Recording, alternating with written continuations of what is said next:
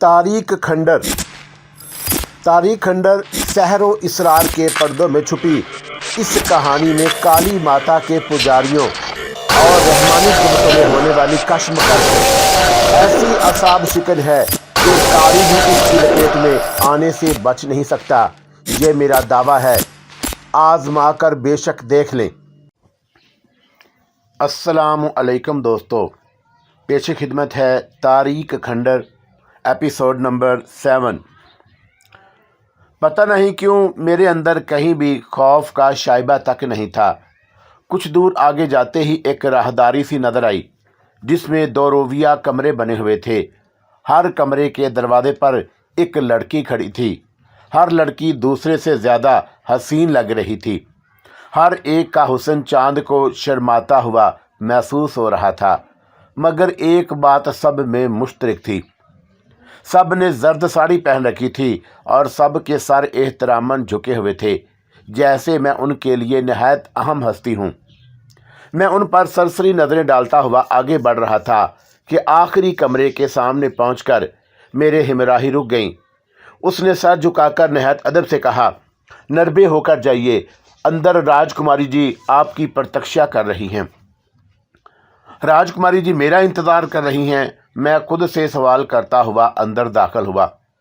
ऐसा ख्वाबसूरत कमरा मैंने ख्वाब में भी नहीं देखा था। यहाँ से वहाँ तक ऐरानी गलीचे बिछे हुए थे। पूरे कमरे की आईना बंदी की गई थी, जिसकी वजह से वो कमरा जगमगा उठा था। शमादानों में शमें रोशन थी। रंगीन शीशों से छन छन कर आने वाली रोशनियों ने कमरे के माहौल को ख्वाबनाक बना दिया था। मैं आगे बढ़ते बढ़ते ठठक गया। सामने एक छप्पड़ खाट था जिसमें हीरे मोती जमर्द लाल और जवाहर जड़े हुए थे।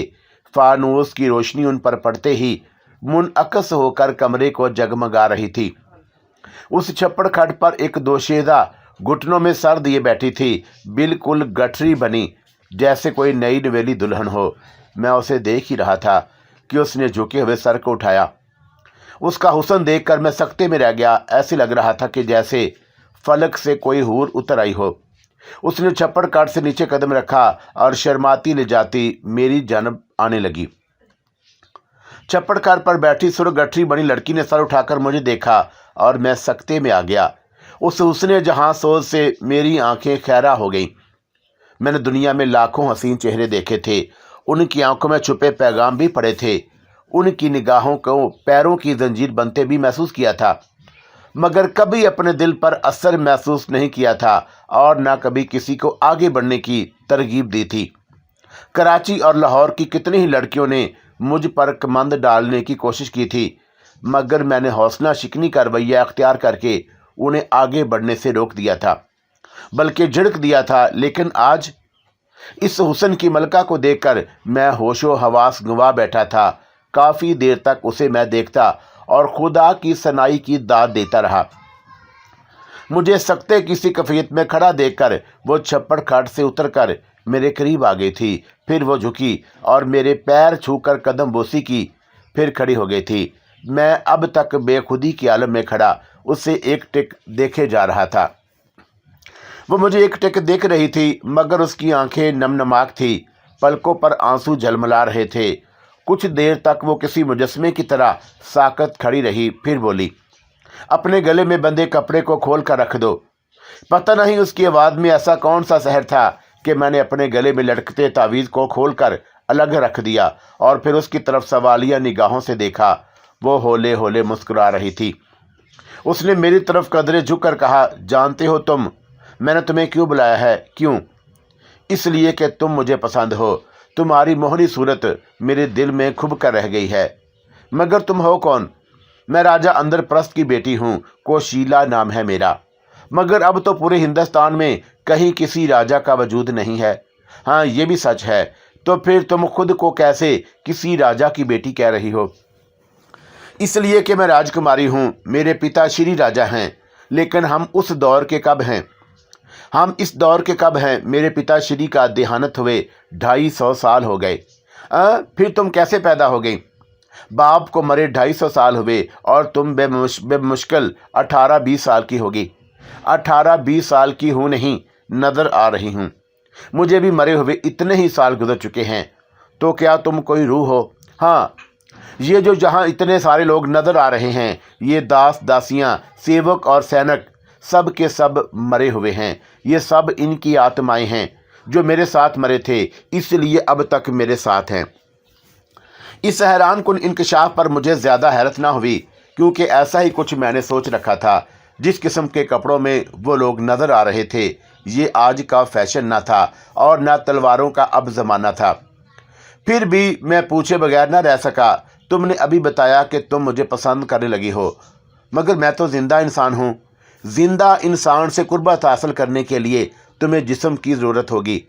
ऐसा ठोस जिस्म कहाँ से लाओगी? ये बात सही है कि तुमसे मिलने के लिए मुझे ठोस जिस्म की ज़रूरत होगी, मगर मैंने विसाल की ख्वाहिश तो नहीं की।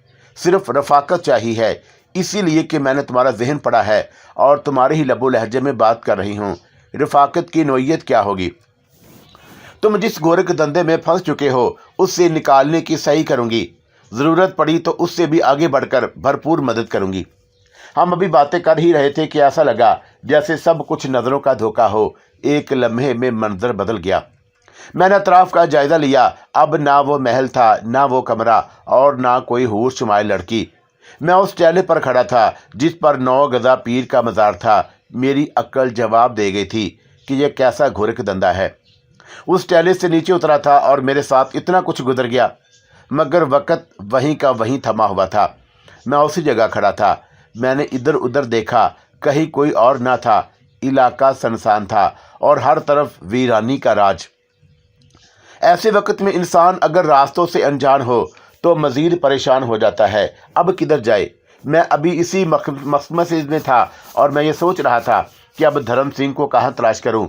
तभी मुझे ऐसा लगा जैसे कोई मुझसे कह रहा हो कि सीधे चलते जाओ। इस ख्याल के आते ही मैं नाक की सीधे में चलने लगा। कुछ आगे चलने के बाद एक पिगडंडी सी नजर आई और मैं पिगडंडी पर बढ़ता चला गया। मज़ीद कुछ आगे बढ़ा तो मुझे दूर एक टैक्सी खड़ी नजर आई। मैंने अपनी रफ्तार तेज़ कर दी। जल्दी जल्दी उस टैक्सी तक पहुंचा। मेरा अंदाज़ा सही निकला। वो धर्म सिंह की टैक्सी थी। रानी भी उसके साथ थी। वो पिछली सीट पर बेखबर सी पड़ी हुई थी। मुझे देखते ही धर्म सिंह ने कहा, ओए यार, तू कहाँ था? जल्दी बैठ।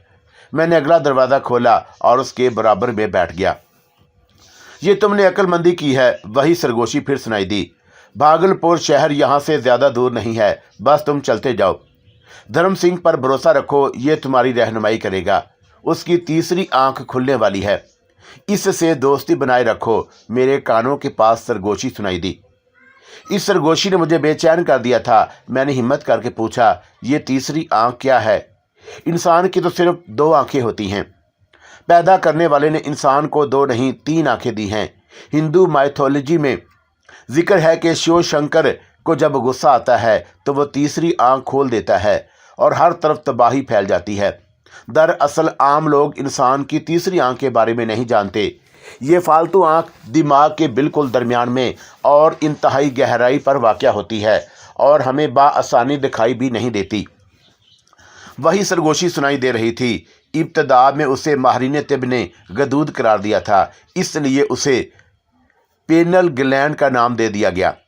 इंसानों में उस आंख का वज़न 0.1 से 0.2 ग्राम तक होता है।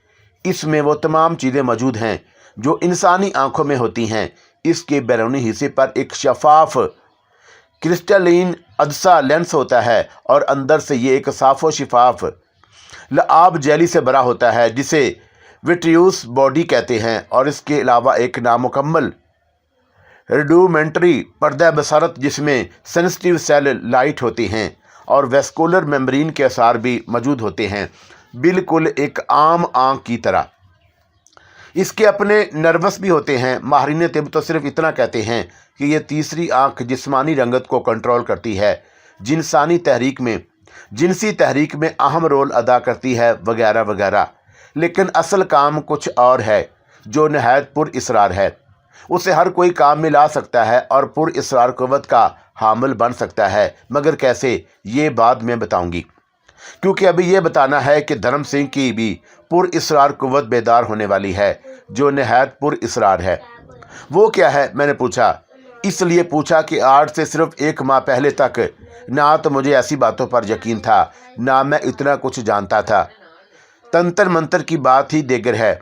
मुझे ये भी तो मालूम ना था कि कुरान में कैसी कैसी मख्फी कुव्वत छुपी है, जबकि तलावत भी करता था। जिस शख्स की ज़िंदगी में ऐसी महीरल अकूल बातें रूनमा होने लगे, उसे तो हर बात पर यकीन आने लगता है। मैंने उस पुर इसरार सरगोशी पर भी यकीन कर लिया और सिर्फ तजस्सुस से फ़रोग़ करने के लिए पूछा, तुम्हारा नाम क्या है? पुरानी बातें छोड़ो और ये बताओ कि अब इरादा क्या है? तुम्हें क्यों बताऊं? तो भाड़ में जाओ। इस बार लहजा बहुत ज़्यादा जला कटा था। मैंने ज़रा भी तवज्जो ना दी और धर्म सिंह की टैक्सी पर नज़र डाली। धर्म सिंह आबदीदा निगाहों से रानी की तरफ देख रहा था। इस कलील अरसे में कोई मुझे बहुत कुछ बता गया है, इसकी उसे खबर ही नहीं थी। वो तो बस एक टिक रानी को देखे जा रहा था और वो इस तरह बैठी थी जैसे संगी मुजस्मा। उसकी वीरान आंखें खिड़की के पार उफक पर जमी हुई थी। बाल इस तरह से बिखरे हुए थे जैसे चिड़ियों ने उसके सर पर कई एक घोंसले बना रखे हों। उसे अपने कपड़ों का भी होश ना था। मैं धर्म सिंह के बराबर में बैठा विंड स्क्रीन से बाहर देख रहा था। कभी कभी बैक वीवर मिरर में रानी को भी देख लेता। धर्म सिंह पूरी रफ्तार से टैक्सी भगाता हुआ भागलपुर की तरफ बढ़ता जा रहा था और उसने आदत के मुताबिक इस शहर का तारफ़ कराते हुए कहा, ये एक तारीखी शहर है, कबल मसीह से आबाद है, हिंदुओं का तीर्थ स्थान है। कहते हैं कि कई 100 साल पहले यहाँ एक सौदागर हुआ करता था। नाम उसका चांद सौदागर था और उसकी तिजारती कश्तियाँ उसी गंगा नदी के ज़रिए दूर दूर तक का सफ़र करती थीं। वो भगवान शंकर का पुजारी था। एक दिन जब वो सफ़र से लौटा तो उससे मिलने एक औरत आई। औरत का जिक्र सुनते ही मैंने पीछे मुड़कर रानी को देखा। वो अब भी उसी अंदाज में बैठी थी, पलकें तक झपकाना भूल गई थी। उसे यूं बैठा देखकर एक बार फिर मेरे दिल में रहम का जज्बा बेदार हुआ और मैंने गहरी सांस लेकर अपना रुख मोड़ लिया। धर्म सिंह ड्राइविंग करते हुए कहानी कहे जा रहा था। उस औरत ने अपने परिचय तारफ़ ये कहकर करा दिया था कि मैं वशहरी हूँ, सांपों की देवी, तुम मेरी पूजा नहीं करते हो। उसके सवाल पर चांद सौदागर ने कहा कि मैं शंकर की पूजा करता हूँ, इसलिए तुम्हारी पूजा नहीं कर सकता। इस जवाब ने वशहरी के गुस्से को तेज कर दिया। उसने कहा कि अगर तुम मेरी पूजा नहीं करोगे तो मैं तुम्हारा ख़ानदान बर्बाद कर दूंगी। और उसने यक्के बाद देगरे उसके 6 बेटों को डस लिया। 7वां बेटा लक्ष्मणधर पाली नामी रियासत में रहकर तालीम हासिल कर रहा था, इसलिए वो बच गया। वक्त गुजरता रहा और लक्ष्मणधर जवान हो गया और उसकी शादी पड़ोसी रियासत की एक नहायत खूबसूरत लड़की बेहोला से तय पाई। वह शहरी ने आकर चांदू से फिर कहा कि अब भी वक्त है कि तुम मेरी पूजा करो, वरना ये आखिरी चिराग भी गुल कर दूंगी। मगर चांदू ना माना। तब वह शहरी ने कहा कि तुम्हारे इस बेटे को सुहाग की सेज पर डसूंगी। चांदू ने बेटे के लिए लोहे का घर बनवाया जिसमें इतनी सी भी जगह ना थी कि दरवाज़ा बंद होने के बाद सांप अंदर जाता। जब आधी रात हुई तो एक नन्हे से सुराख से तुजक नामी सांप अंदर दाखिल हुआ और मियाँ बीवी के पलंग के पास आकर दुम के सहारे खड़ा हो गया। कहते हैं कि सांप पलंग पर चढ़ नहीं सकता, वो भी ऊपर चढ़ने का रास्ता ढूंढने लगा। तभी उसे बेहोला के खुले बाल दिखाई दे गए जो पलंग से नीचे लटक रहे थे। तुजक नामी उन्हीं बालों के सहारे पलंग पर चढ़ गया। अब मसला ये था कि वो डसे कैसे। सांप उस वक्त तक डसता नहीं जब तक उसे सताए जाने का खौफ ना हो। वह शहरी ने मच्छर को हुक्म दिया कि वह जाकर लक्ष्मण को काटे। मच्छर ने आकर उसके पैर पर काटा तो लक्ष्मण ने नींद की हालत में पैर पटका। उसकी इस हरकत पर तुजक नाग ने उसे डस लिया। जब वो डस कर भागने लगा तो बेहोला ने अपने सुहाग की निशानी, सिंदूर की डिबिया, काजल की कजलोटी और चंदन यानी संदल की कटोरी उसे फेंक मारी कि मेरे सुहाग के साथ ये भी ले जाओ।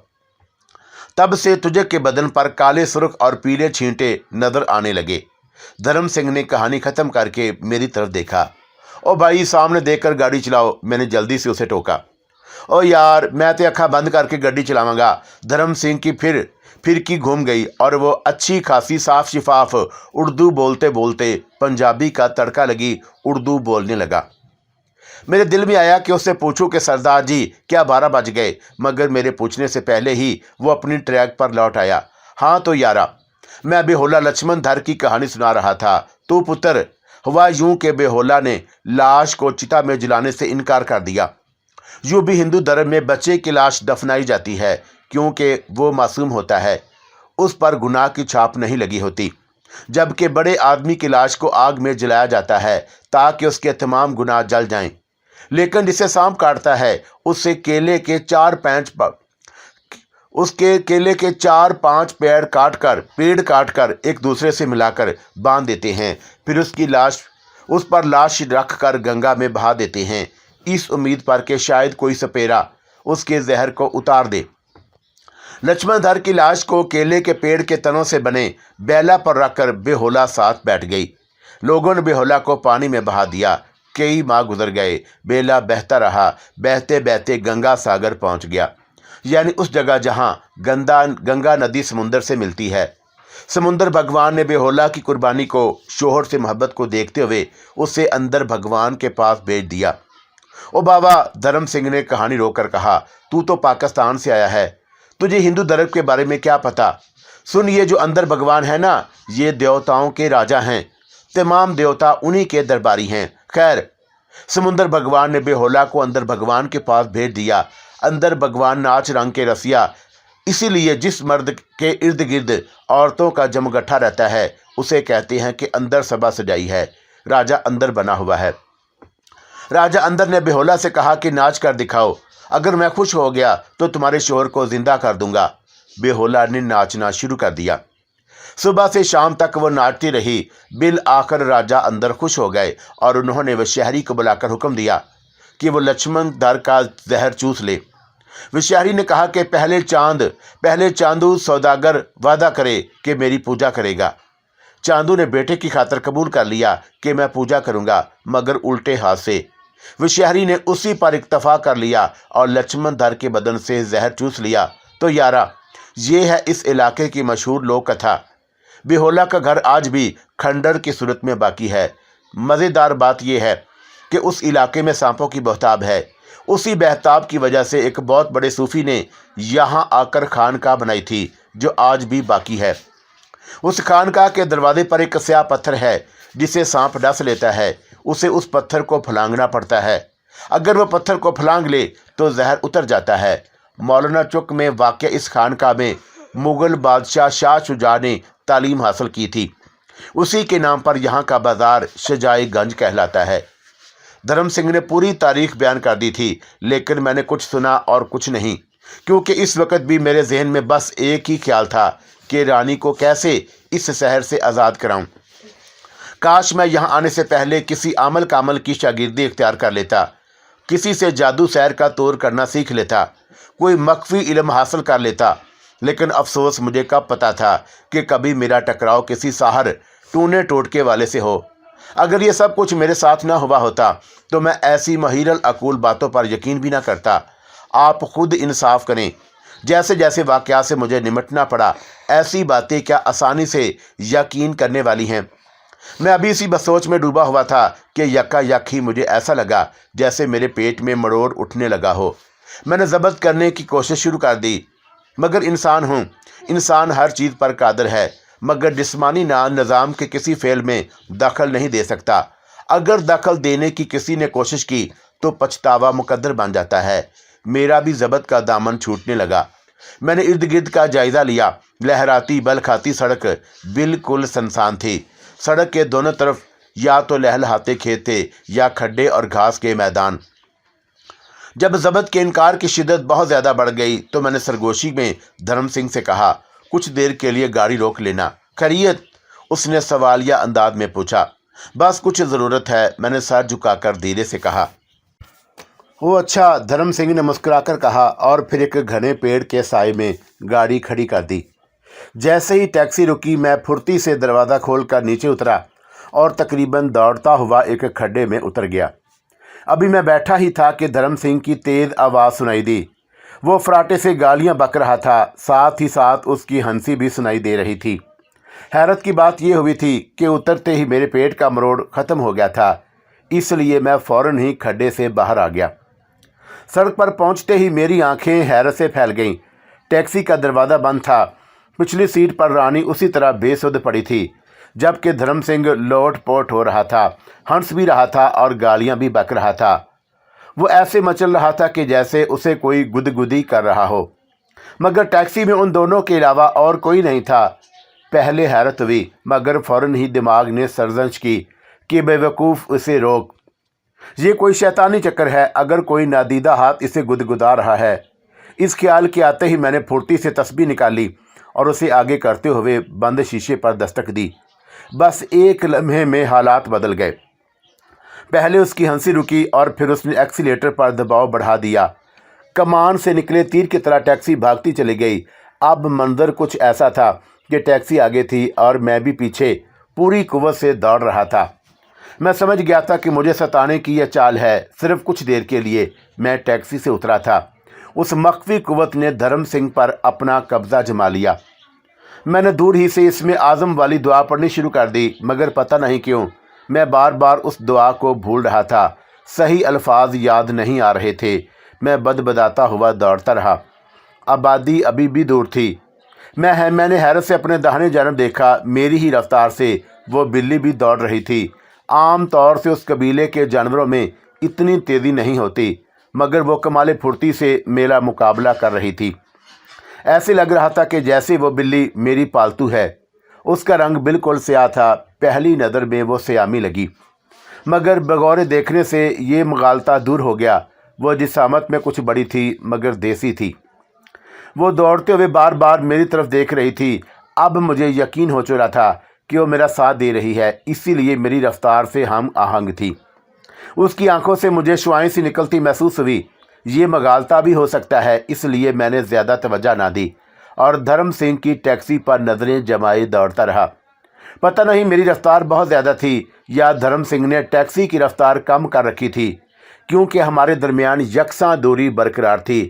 फिर मुझे ऐसा लगा कि जैसे किसी ने मेरा हाथ थाम लिया हो। सर्द हाथ का निशात अंगेज़ लम्स पल भर में मेरे पूरे बदन में सरायत कर गया। मैंने लम्स महसूस करते ही दाहिनी जानब देखा और हैरत से उछल पड़ा, क्योंकि मेरा हाथ थामने वाली वही हसीना थी जिसके हुस्न को अल्फाज में बयान करना नामुमकिन सी बात है, जिसने अपना तारफ़ ये कहकर कराया था कि वो राजा अंदर प्रस्त की बेटी कौशलिया है। उसने मेरा हाथ खींचते हुए कहा, चलो प्रीतम, चलो, चलते रहो। उसकी आवाज़ और लहजे में ऐसी सहर अंगेज़ कशिश थी कि खौफ के बावजूद मेरे कदम हरकत में आ गए। वो मुझे लिए हुए एक खस्ता हाल मकबरे में दाखिल हुई, मगर अंदर आते ही एकदम तारीकी फैल गई। मेरे कदम रुके, लेकिन वो ना रुकी। मजबूरन मुझे भी चलना पड़ा। तारीकी में मुझे यूँ महसूस हो रहा था जैसे मैं किसी हमवार फर्श पर चल रहा हूँ। चंद लम्हों बाद वो बाएं जानब मुड़ गई। इस तरफ कदरे ढलान थी। हम नशीब की तरफ जा रहे थे। तकरीबन 5 मिनट के बाद फिर हमें मुड़ना पड़ा। उस तरफ चढ़ाई का सफ़र था। मेरे ज़हन पर अजीब सा खमार तारी था, जिसके सबब मैं कुछ सोचने से माजूर था। 5-6 मिनट बाद वो अचानक रुक गई और उसके साथ ही वहाँ अजीब सी आवाज़ें उभरने लगी। उसने मेरा हाथ छोड़ दिया। मैं जल्दी से बोला, तुम कहाँ जा रही हो? उसी लम्हे वहाँ दोबारा रोशनी फैल गई। मैंने जल्दी से इधर उधर देखा और हैरान रह गया। वहाँ धूप फैली हुई थी और सामने एक कदीम वाज़े का महल था, जिसका चोबी और मुनकेश फाटक बंद था। बाहर कदीम लिबास में नेज़ा बरादर सिपाही पहरा दे रहे थे। मैंने हैरान परेशान होते हुए पलट कर देखा। मुझसे चंद कदम के फासले पर गहराई में एक वसी दरिया बह रहा था और उधर से 2 नेज़ा बरादर सिपाही उसी तरफ बढ़ते चले आ रहे थे। अलबत्ता वो लड़की कहीं नज़र नहीं आई। उसे मौजूद ना पाकर मैं खौफज़दा हो गया। दोनों सिपाही करीब आते जा रहे थे और उनके निसफ चेहरे सर पर मौजूद आहनी टोपी में छुपे हुए थे और पाँव लंबे जूतों में पोशीदा थे। जल्द ही वो मेरे करीब आकर रुक गए। तुम कौन हो और यहाँ क्या कर रहे हो? एक सिपाही ने तहकमाना लहजे में पूछा, और मुझे यूँ महसूस हुआ कि मैं उनकी ज़ुबान से आशना हूँ। मैं खुद भी उनकी ज़ुबान में बोल सकता हूँ। मेरा नाम वजाहत अली खान है और मुझे राजकुमारी जी यहाँ लाई हैं। ये किसका महल है? ये राजा अंदर प्रस्त का राज प्रसाद है, सिपाही ने जवाब दिया। तुम शहजादी के मेहमान हो तो जल्दी अंदर चलो, दूसरे सिपाही ने कहा। मैं महल के दरवाजे की तरफ बढ़ा और वो दोनों मेरे आगे आगे कदम बढ़ाने लगे।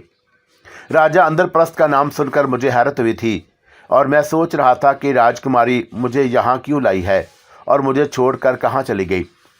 मैं जिन पुरइसरार हालात में यहाँ लाया गया था उनका खौफ मेरे जहन पर अब भी तक छाया हुआ था और अब एक और अंदेशा मेरे दिलो दिमाग पर हथौड़े बरसा रहा था कि सिपाही मुझे शहजादी का मेहमान समझकर क्यों महल में ले जा रहे हैं। मैं सिपाहियों के हमरा महल के फाटक पर पहुंचा। वहां खड़े हुए मुहावजों हुए वे सर ऊपर उठे और मेरी तरफ देखने लगे, मगर उनके चेहरे देखकर मैं खौफ के मारे अपनी जगह साकत हो गया। वो जिंदा इंसानों की बजाय ढांचों के चेहरे थे, गोश्त पोस्ट से महरूम, मुर्दा खोपड़ियों में जैसे आंखों की जगह सुराख और मुंह के दहाने में लंबे लंबे सफ़ेद दांत नज़र आ रहे थे। मैंने उनके हाथों और पैरों की तरफ देखा। वाकई वो इंसानी ढांचे थे मगर जिंदा मुतहरक। दरवाज़ा खोलो, ये राजकुमारी कौशल्या के मेहमान हैं, मेरे अकब में खड़े एक सिपाही ने उन ढांचों से कहा। उन दोनों ने बढ़कर महल का दरवाज़ा खोल दिया। सिपाहियों की हदायत पर मैं महल के सरासब्ज अहाते में दाखिल हुआ। वसीओ अहरीज चमनजार में जगह जगह फवारे नस्ब थे, हर तरफ खुशनुमा मनाजर थे, फिर भी खौफ से मेरे कदम लड़खड़ा रहे थे। महल के अहाते में भी अभी 2 कदम ही चला था कि अचानक अजीब सा शोर बुलंद होने लगा। मैंने रुककर गौर से सुना और खौफ से मेरे रोंगटे खड़े हो गए। वो शोर बेशुमार औरतों का था। यूं लगता था कि जैसे वो किसी की मैयत पर बैन करके रो रही हूं। वो पुरइसरार आवाज़ें चारों तरफ से आ रही थी। मैंने पलटकर पीछे आने वाले सिपाहियों की तरफ देखा। वो गायब थे और महल का दरवाज़ा बंद हो चुका था। शायद वो बाहर ही रह गए थे। दफतन पुरइसरार आवाज़ें बंद हो गईं और वहाँ एकदम सन्नाटा छा गया। मैंने इधर उधर देखा। महल के अहाते में मैं तन्हा खड़ा था। आस पास कोई ज़ीरू नज़र नहीं आ रहा था, जबकि सामने महल के असल इमारत थी और उसके बरामदे के अंदर या बाहर भी कोई न था। वहाँ अबदी सकूत तारी था कि अचानक किसी घोड़े के दौड़ाने की आवाज़ बुलंद होने लगी और वो आवाज़ लम्हा बेलम्हा तेज़ होती चली जा रही थी। लगता था कि जैसे कोई घोड़ा सीधा मेरी तरफ आ रहा हो, कोई उसे दौड़ाए लिए चला आ रहा हो। लेकिन हैरत की बात यह थी कि वो दिखाई नहीं दे रहा था। जल्द ही घोड़े की टापें मेरे सामने आकर रुक गईं। राम सिंह, अचानक एक गर्जदार आवाज़ बुलंद हुई और मैं एकदम अपनी जगह सहम गया। महामान्य राज सेवक ओपीत है, जहाँ पनाह बादशाहों के बादशाह गुलाम हाजिर है। ये आवाज़ किसी और की थी। ये मुसला यहाँ क्यों आया है? पहली आवाज़ गज़बनाक थी जिसने मुझे भी गज़बनाक कर दिया।